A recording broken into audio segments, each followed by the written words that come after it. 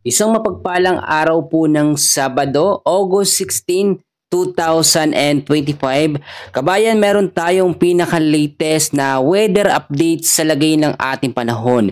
Pero kung bago ka lang, please huwag mo muna kakalimutan na mag-like and subscribe. Maraming salamat po. Sa kasalukuyan ho mga kababayan ay patuloy po ang paglakas ng habagat or southwest monsoon sa kanlurang bahagi ng ating bansa. Nakikita nyo yan, yung sirkulasyon ng hangin na yan mga kaibigan ay habagat at pinapalakas po nito etong cloud cluster para ma-develop bilang isang low pressure area.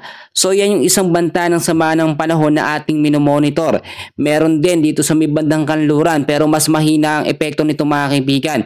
Dahil nga po dito ang direksyon ng habagat, dito siya mas lumalakas. Possible na ito nga pong panibagong banta ng LPA mabuo ngayon pong weekend. So i-monitor natin yan mga kaibigan.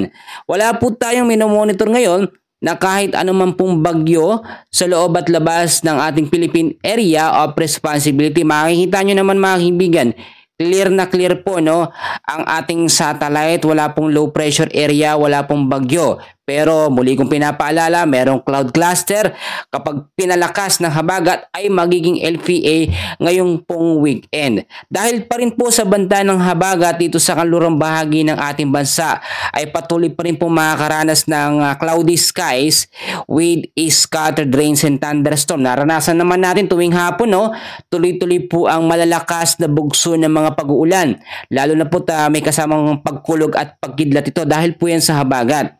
So sa area po ng Metro Manila, isa-isahin po natin. Kasama po ang Visayas, ang Calabarzon, Mimaropa, sa Bicol Region, Zamboanga Peninsula, Zambales at Bataan. Cloudy skies with scattered rains dahil po yan sa habagat or southwest monsoon. So yung mga lugar na aking binanggit, mag-ingat po sa banta ng posibleng pagbabaha at landslide. Lalo na ang mga pag-uulan natin, napakalalakas po sa hapon at inaabot pa sa gabi. At minsan tumatagal po ito ng 1 hanggang 2 oras na yung pinakamatagal. Sa ilang bahagi naman po ng ating bansa na hindi ko nabanggit, dyan sa Visayas area, sa Mindanao area ay patuloy po makakaranas ng cloudy skies with isolated rain showers and thunderstorm dahil po yan sa mga localized thunderstorm. Mga kaibigan, ipapaalala ko yung mga kababayan kasi natin nagtatanong, baka daw kasi bagyo na nararanasan nilang malalakas na pag-ulan sa hapon at sa gabi, lalo na sa malaking parte o bahagi po ng South Luzon, dahil yan sa habagat at mga localized thunderstorm. So balikan natin yan mga kaibigan, ipapakita ko rin sa inyo, meron tayong minomonitor kasi na dalawang sama ng panahon or possible maging low pressure area ngayong weekend. So ito yung isa, cleaner ko na sa inyo mga kaibigan, ipinalawanag ko na yan. Possible na ito yung mas maunang mabuo na LPA at Las Alodians pa rin naman maging isang tropical depression, pero hindi natin i-rule out yung mga possibilities na maging isang bagyo ito. So ngayong Agosto, possible isang bagyo pa ang mabuo bago matapos ang buwan na ito at tatawagin pong waning, ang susunod na bagyo na mabubuo po sa loob ng ating Philippine Area of Responsibility. Nasa week 1 natin yan simula August 15 hanggang August 21. Ang isa namang banta ng LPA, na magiging LPA, sa ngayon ay cloud cluster pa o kumpul ng kaulapan pa. Nandito naman sa may bandang silangan mga kaibigan, at kung makikita nyo mahina ang sirkulasyon nito. So, dapat pa rin natin paghandaan kahit po mga cloud cluster o kumpul ng kaulapan. Dahil usually dyan naman talaga nabubuo ang mga LPA, tropical depression at mga typhoon category na mga bagyo. Ito pong susunod na magiging bagyo, warning po ito, hindi po ito nakikitaan ng potensyal na magiging isang ganap po na malalakas o malakas na bagyo.